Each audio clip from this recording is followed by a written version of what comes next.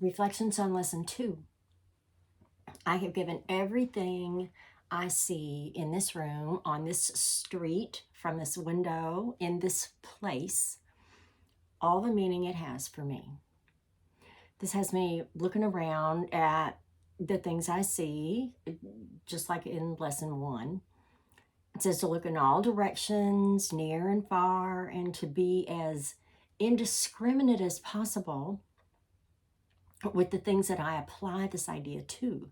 It points out not to exclude anything, to take things just as I see them, and to keep moving along fairly quickly, to include whatever I see, making no distinction, for example, between, and I find this really interesting, make no distinction between a button and a body. I would have probably given the body more meaning than a button if it hadn't told me not to do that, but I'm not supposed to stop and analyze anything as I do this exercise, and that in itself is kind of hard for me. I have a tendency to think a thing to death. Thinking's like my favorite thing to do.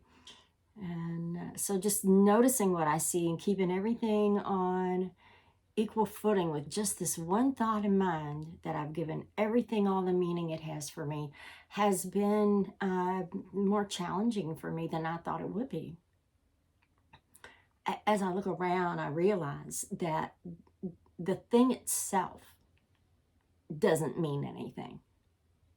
It's the story behind it that gives it meaning. It's my story. I have given everything all the meaning it has for me, and I can acknowledge that without dwelling on it, without dwelling on the story. That's the thing that jumps out to me here. And here's another snippet of the song that I used in Lesson 1. It was written by Donna Carey Jones, especially for these first few lessons. It's called I Give It the Meaning.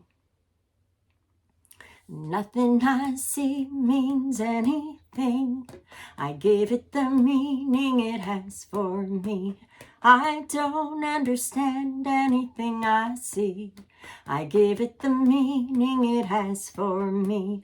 I give it the meaning it has for me.